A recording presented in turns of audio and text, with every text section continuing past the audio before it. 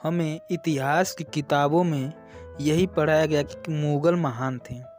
हमें टीपू सुल्तान के बारे में भी बताया गया, लेकिन हमें यह नहीं बताया गया या पढ़ाया गया कि मुग़लों ने कभी दक्षिण भारत पर राज्य नहीं किया, क्योंकि छत्रपति शिवाजी महाराज और औरंगज़ेब के सामने चट्टान की तरह थे। उसी तरह से मुग़ल, जिनको इतना महान बताया गया है, और वो कभी पूर्वोत्तर भारत पर भी राज नहीं कर पाए।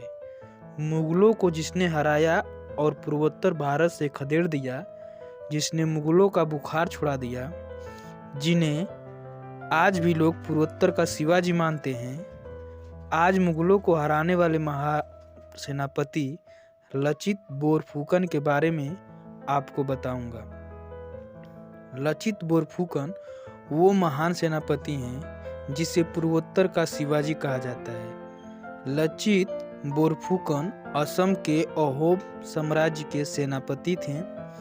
लचित बोरफुकन का नाम आप में से कई लोग पहली बार सुने होंगे। इसमें आपका दोष नहीं है। हमें इतिहास की किताबों में लचित बोरफुकन के बारे में बताया ही नहीं गया है।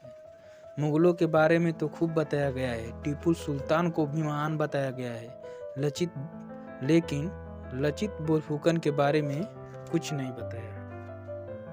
अब आप सुनिए कि लचित बोरफुकन थे कौन। लचित बोरफुकन असम के अहोम साम्राज्य में सेनापति थे। अहोम राजाओं ने लगभग 600 साल तक असम पर राज्य किया। सन 1228 से लेकर 1828 तक अहोम साम्राज्य का अस्तित्व था। लचित बोरफुकन के पिता तामूली चीफ कमांडर थे।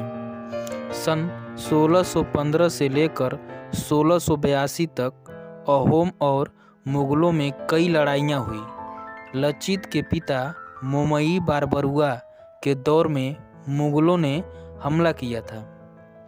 तब मुग़ल बादशाह जहांगीर, उसके बाद शाहजहां ने असम पर कब्जे के लिए फौजें भेजी थी, लेकिन लचित के पिता मोमई बारबरुआ ने मुग़लों को कामयाब नहीं होने दिया। यानी कि मुग़ल शाहजहां और जहांगीर के समय से ट्राई कर रहे थे कि पूर्वोत्तर में घुसा जाए।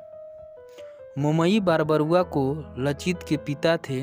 उनके बाद उनके बेटे लचित बोरफुकन अहोम सेनापति थे, जिन्होंने औरंगज़ेब के सेना को हराया। मोमई बारबरुआ की तरह लचित बोरफुकन के अंदर लीडरशिप की क्वालिटी थी। अभी आपको बताऊंगा कि कितने महान लीडर थे लचित बोरफुकन। सुनेंगे तो आपको रूम रूम काँप उठेगा कि इतने बड़े लीडर के बारे में हमें बताया ही नहीं गया, और ये लीडरशिप उन्हें पिता से मिली थी। लचित ने अपने आत्मकथा में इसके बारे में लिखा है कि अपने पिता से मैंने कर्तव्य निभाना और अपने काम से प्यार करना सीखा। असम में लचित बोरफुकन के दौर में ही दिल्ली के गद्दी पर औरंगज़ेब बैठ चुका था, और गद्दी संभालने के साथ ही औरंगज़ेब ने अपनी सेना को पूर्वोत्तर भारत की तरफ कूच करने का आदेश दे दिया। मुग़लों ने एक के बाद एक गुवाहाटी, पांडु और कजली की चौकियों पर कब्जा किया। औरंगज़ेब चाहता था कि मुग़ल साम्राज्य पूरे भारत में फैल जाए, और उसके इस मिशन को शुरुआत में कुछ कामयाबी भी मिली। औरंगज़ेब की सेना गुवाहाटी तक आ चुकी थी, और ऐसे हालत में अहोम राजा चक्रध्वज सिंह ने अपनी सभा में सभी मंत्रियों को सेनापति की बैठक की। राजा ने कहा कि दुश्मन सेना हमारे यहाँ पड़ोस तक आ गई है। दुश्मनों के लीडर सईद फिरोज और सईद सना को कैसे पकड़ा जाए। मैं जिस व्यक्ति को सेनापति बनाने वाला हूँ, उसने असाधारण धैर्य, सहन शक्ति और फैसले लेने की क्षमता होनी चाहिए, ये राजा कह रहे हैं। राजा की बात सुनकर लचित बोरफुकन ने उन्होंने कहा कि हमारा दुश्मन कौन है, एक साधारण आदमी ही तो है। आप सिर्फ अपने पैर की एक धूल झटक दीजिए तो अहोम साम्राज्य में दुश्मनों को हराने वाला व्यक्ति फौरन मिल जाएगा। लचित की बात सुनकर राजा चक्रध्वज सिंह ने फौरन लचित बोरफुकन को मुगलों के खिलाफ अभियान लीड करने के लिए छोड़ दिया। उन्हें लगा कि इसमें है कॉन्फिडेंस और सेनापति बना दिया। लेकिन राजा ने इसकी घोषणा करने से पहले लचित बोरफुकन की परीक्षा ली। लचित को दरबार में बुलाया गया, जहां लचित बोरफुकन राजा को प्रणाम करने के लिए झुक रहे थे। उसी समय पीछे से एक सैनिक आया और लचित के सिर का कवच, जिसको आप हेलमेट टाइप भी कह सकते हैं, लेकर भाग गया। उस समय सैनिक के सिर से उसका कवच हटाना अपमान माना जाता था। इस घटना से लचित को गुस्सा आ गया और वो उस व्यक्ति का गला काटने के लिए तलवार लेकर दौड़े। उसी टाइम राजा के सामने वो व्यक्ति बचने के लिए राजा के पीछे जाकर छिप गया। तब जाकर राजा ने लचित को रोका। इस घटना से राजा को यकीन हो गया कि लचित बोरफुकन तुरंत फैसला लेने में देर नहीं करता, फिर सामने राजा ही क्यों न हो। तो लीडरशिप क्वालिटी है, डिसाइडर क्वालिटी है, ये राजा को दिख गया, इसलिए बना दिया सेनापति। लचित बोरफुकन को सेनापति बनने के बाद अहोम सेना ने मुगलों से अपने इलाके वापस लेने शुरू कर दिए। 1667 में अहोम सेना ने गुवाहाटी के पास कई चौकियों पर किए कब्जे को छुड़ा लिया। लचित की अगुवाई में अहोम सेना ने मुगलों के पीछे ढकेलना शुरू कर दिया। औरंगजेब को यह खबर मिली तो उसने मजबूत सेना असम भेजी। इस बार मुगल सेना का नेतृत्व अजमेर के राजा राम सिंह प्रथम कर रहे थे।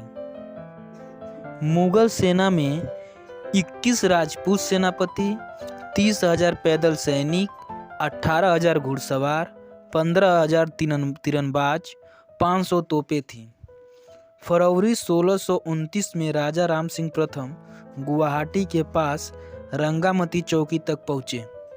लचित बोरफुकन जानते थे कि मुगलों को हराने के लिए उनकी चाल पहले से जाननी होगी।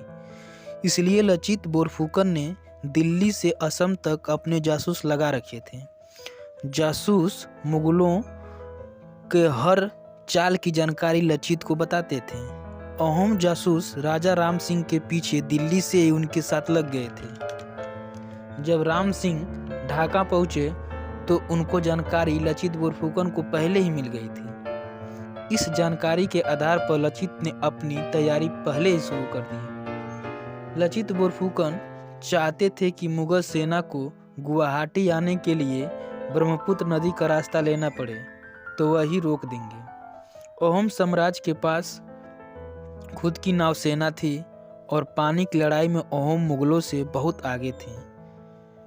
तो एक स्ट्रेटजी बनाई गई कि ब्रह्मपुत्र के पास ले जाएंगे मुगल सेना को। नदी के तरफ मोड़ने के लिए लचित ने ब्रह्मपुत्र के उत्तरी छोर पर मिट्टी की दीवार बनवा दी और प्लानिंग के हिसाब से मुगलों ने ब्रह्मपुत्र के दक्षिणी छोर से आना पड़ा और अहोम नौसेना ने मुगलों के सेना पर जोरदार हमला किया, जिससे मुगलों में खलबली मच गई। अहोम नौसेना के हमले से मुगल की सेना बैकफुट पर आ गई और उनकी जहाज पानी में डूबने लगे। सैनिक जान बचाने के लिए नदी में कूदने लगे। जो मुगल सैनिक बच गए उनको अहोम सेना ने 5 किलोमीटर दूर तक खदेड़ डाला। तब लचित बोरफुकन ने आदेश दिया कि मुगलों को और दूर तक खदेड़ कर आओ। फिर ज्योतिषों के आदेश पर लचित ने अपने सेना को रोका और मुगलों से कहा, जाओ भागो यहाँ से। इस युद्ध में औरंगजेब की सेना को भारी नुकसान हुआ और उनकी बुरी तरह हार हुई। अब जरा सोचिए कि लचित बोरफुकन के बारे में हमें जानना चाहिए कि नहीं, लेकिन इतिहास में हमें इसके बारे में कुछ नहीं बताया। ऐसे ही वीडियो देखने के लिए हमारे चैनल फिल्मी रहस्य को सब्सक्राइब करना ना भूलें। धन्यवाद।